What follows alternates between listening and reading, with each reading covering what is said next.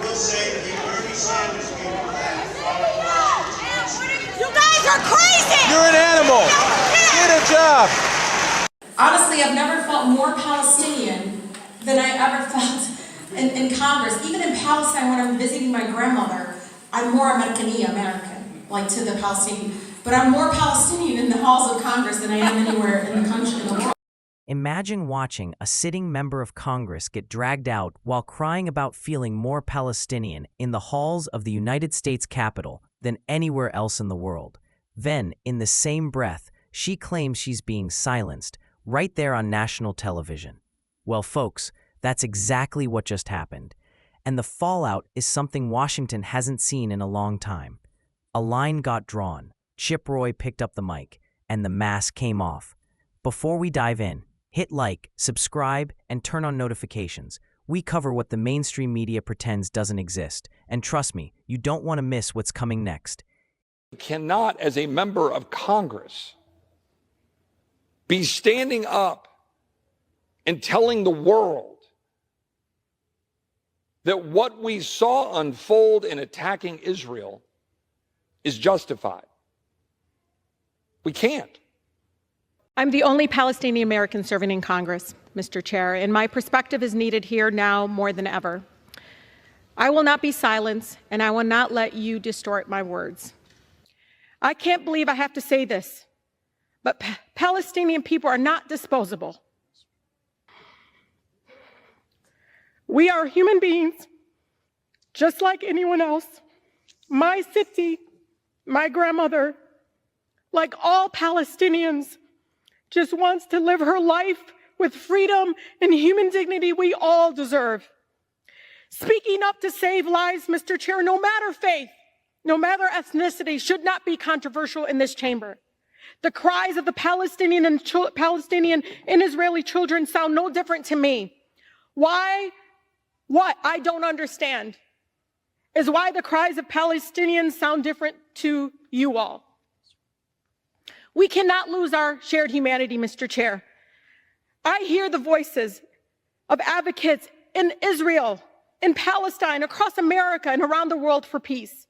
I am inspired by the courageous survivors in Israel who have lost loved ones, yet are calling for a ceasefire and the end to violence. I am grateful to the people in the streets for the peace movement, with countless Jewish Americans across the country standing up and lovingly saying, "Not in our name." We will continue to call for a ceasefire, Mr. Chair, for the immediate delivery of critical humanitarian aid to Gaza, for the release of all hostages and those arbitrarily detained, and for every American to come home. We will continue to work for a real lasting peace that upholds human rights and dignity of all people and centers in peaceful coexistence between Israelis and Palestinians, and censures no one, and ensures that no person, no child has to suffer or live in fear of violence. 71% of Michigan Democrats support a ceasefire. So you can try to censure me, but you can't silence their voices. I urge the President to have the courage to call for a ceasefire and the end of killings. Thank you, and I yield. I understand the perspectives with respect to free speech, and I certainly wish to always stand aside the protection of free speech in this country. But this goes well beyond that, because we're not talking about restraining the gentleladies from Michigan's ability to speak as an American citizen. We're not talking about punishing her, putting her in jail. What we're talking about is whether a member of the United States House of Representatives, whether a member of this body representing this nation is justified in putting forward a defense of the actions of Hamas terrorists that murdered innocent Israeli citizens, is holding United States citizens and Israelis hostage, and in her own language was defending on October 8th, a mere 24 hours into the brutal and barbaric attacks in which babies were beheaded, babies were placed into ovens, literally, Moms were raped in a house while their babies were put in an oven. A documented account, video evidence. And this is dismissed as resistance to an apartheid state. My problem is that the gentlelady is also referring to, quote, Joe Biden supporting the genocide of the Palestinian people. The gentlelady has put forward that by virtue of the United States of America funding in solidarity the people of Israel in defense of their right to exist, that by virtue of our position as Americans, standing in front of that flag in this chamber representing 330 million Americans, that by funding and supporting Israel, we are somehow perpetuating the call for violence that we saw unfold right before our eyes on October 7th in the most brutal and heinous acts that some of us have ever seen. I do not doubt the gentlelady's sincerity of her concern for her home people and concerns about the attacks on the people of Gaza. I had some people who called into question that I would put out my public support for my former colleague, Justin Amash, who lost cousins in a church, receiving missile fire into a building next to a church. I genuinely pray for the people of Israel, the people of Gaza, the people throughout the world that are now dealing with all of this. But the gentlelady cannot, as a member of Congress, be standing up and telling the world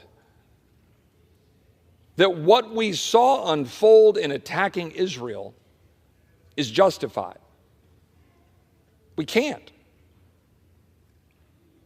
Free speech matters. I have grave concern right now about where this institution is going with respect to censures. I voted against the censure last week because I thought it had drafting problems, and I thought it had significant concerns it raised. I believe the work that was done by my friend from Georgia here put forward a resolution that is worthy of support. And so I support the resolution and believe that we should pass it. I thank the gentleman from Georgia. On this vote, the yeas are 234 and the nays are 188, with 4 answering. Here's the thing. Rashida Tlaib didn't just push an opinion. She stepped into territory that every patriotic American should find alarming.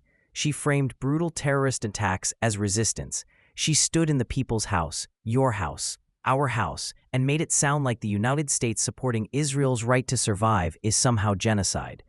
And when confronted, she didn't defend her position with facts. She pulled out the victim card, waved pictures, cried, and tried to turn the chamber into a sympathy theater. Let's break down what actually matters.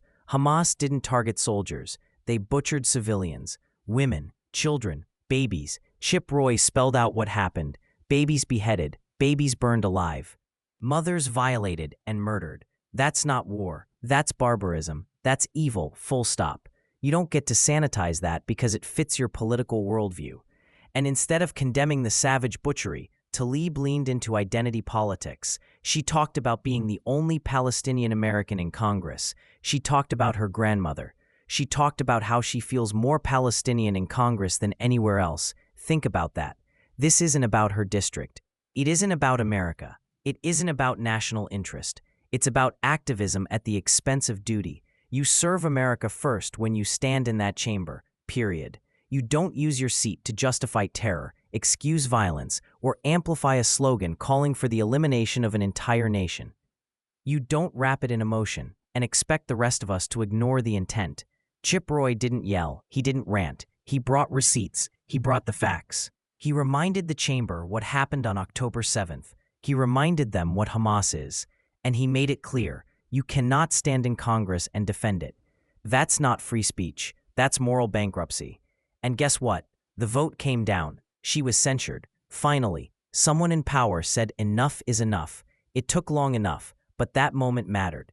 Because if we don't hold elected officials accountable when they cross the line from criticism into justification for terror, then we've lost the plot as a nation. This wasn't about silencing anyone. She had her time at the mic. She got to speak. That's the opposite of being censored. But free speech doesn't mean freedom from consequences. If you publicly defend terrorists, don't be shocked when the country you serve pushes back. Now here's my opinion as a patriotic American who believes in truth, transparency, and national loyalty. If you feel more Palestinian than American while sitting in Congress, that's your right, but it tells us exactly who you're representing, and it's not the people of Michigan. We deserve leaders loyal to this country first, leaders who stand against terror every single time, leaders who defend our allies, not rationalize their attackers. Let me know what you think in the comments. Was this censure overdue? Are we finally seeing a shift where elected officials are held to a standard again? And will this finally send a message to the squad that America isn't buying their theatrics anymore? Hit like, subscribe, and share this video so the truth keeps spreading. I'll see you in the next one. Stay sharp, stay informed, and stay proud of this country.